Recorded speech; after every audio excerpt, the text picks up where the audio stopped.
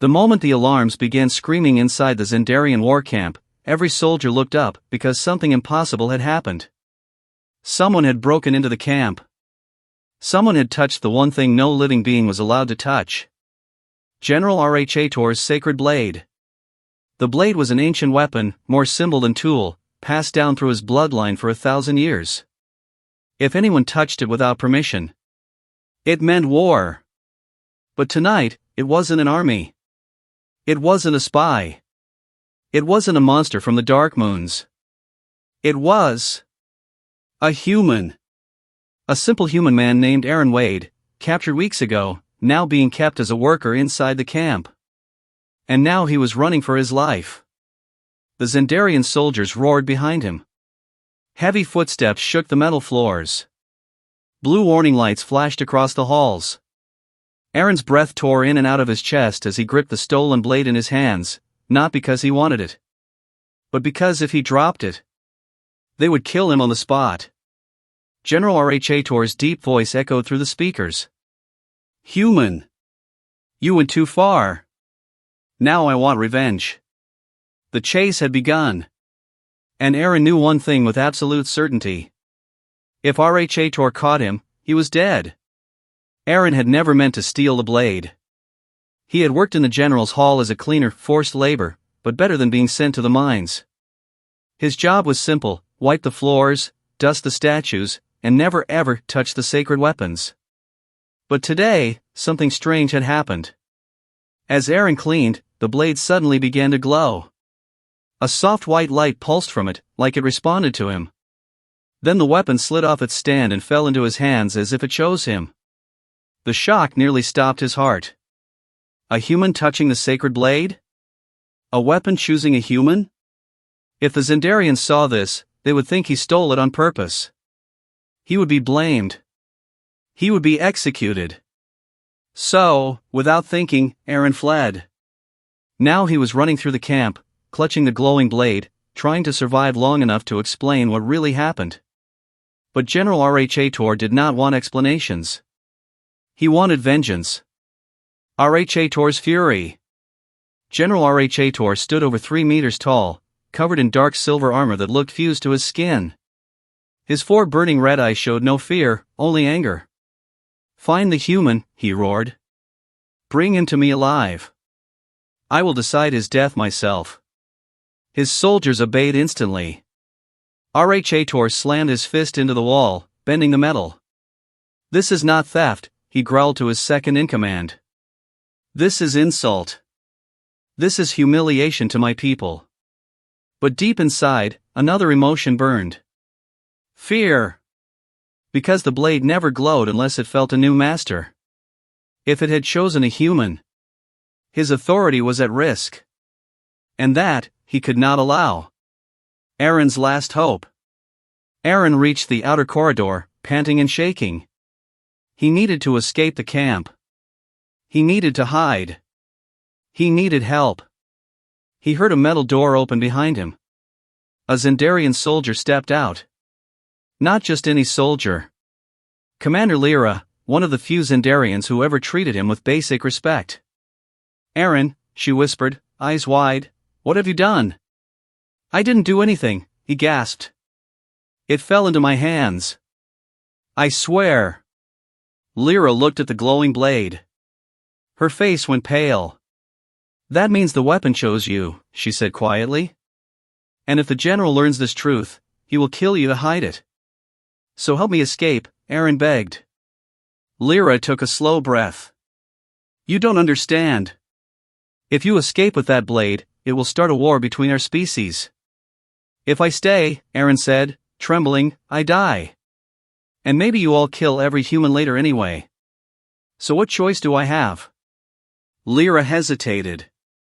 Then she stepped aside. Go, she whispered. But run fast.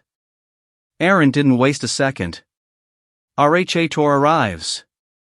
RHATOR reached the hall just moments later. When he saw Lyra standing alone, his eyes darkened. Where's the human? Lyra bowed her head. He escaped, General. Did you help him? Lyra swallowed. No! He ran before I could stop him. RHATOR's eyes scanned her face. He knew she was lying. But she was one of his best commanders. He would deal with her later.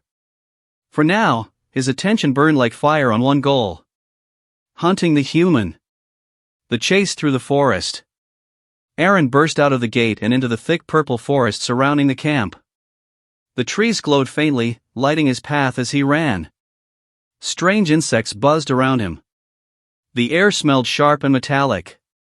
Behind him, he heard a roar so loud the leaves shook. RHATOR had entered the forest. Aaron, wait, he thundered.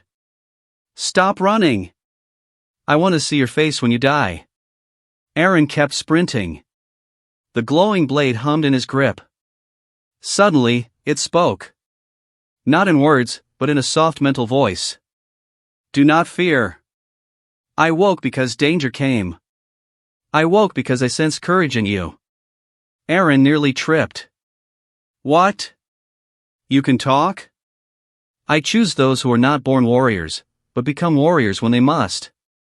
Aaron didn't feel like a warrior. He felt like a terrified man running for his life. A tree exploded behind him. RHATOR was getting closer. The cliff edge. After 10 minutes of running, Aaron reached the worst possible place. A cliff. A massive canyon stretched below, filled with swirling blue mist. He looked back. RHATOR stepped out of the forest, towering like a living nightmare. There is nowhere left to run, RHATOR growled. Drop the blade and I will make your death quick. Aaron held the blade tighter. I didn't steal it. Lies. RHATOR roared. He charged. Aaron raised the blade. Not to fight, but to protect himself. The blade responded. A shockwave blasted out of it like a burst of sunlight. It hit RHATOR full force, throwing him backwards. The general flew several meters and crashed through a stone pillar, roaring in pain. Aaron stared at the blade in horror. I didn't mean to do that. The blade protects its chosen one, the voice whispered. RHATOR stood again, trembling with rage. You activated the first light. Only a true master can do that. I'm not your master. Aaron shouted. I don't want this. But the weapon has decided, RHATOR growled. He stepped forward. This means one thing, human. I must kill you before others learn what happened. The final clash. RHATOR charged faster than before. Aaron dodged left. The general swung a massive metal fist, barely missing Aaron's head. Aaron slashed with the blade.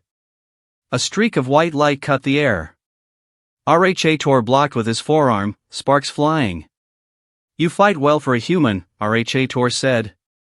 I'm just trying to live. Aaron shouted. They clashed again. This time Aaron closed his eyes. And let the blade guide him. He felt its direction, its pull, its instinct. He moved like he had trained for years. RHATOR stumbled back. A weapon as old as my people, RHATOR hissed, choosing you? A weak, soft human? Aaron held the glowing blade steady.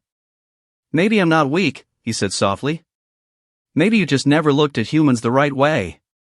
RHATOR roared and charged again. Aaron raised the blade. And a beam of pure white energy exploded outward. RHATOR stopped mid-charge. His body froze. His armor cracked. His eyes widened. Then he fell to his knees. You are chosen, RHATOR whispered, defeated. The blade has spoken. I cannot kill you now. Aaron lowered the weapon. He stepped back, breathing hard. What now? He asked quietly. RHATOR looked up, and for the first time, there was respect in his eyes. You went too far, human. And I wanted revenge. He paused. But now, I see a new truth. What truth? That your future, and our future, may be tied together. Aaron didn't know what that meant. But he knew one thing. His life had changed forever.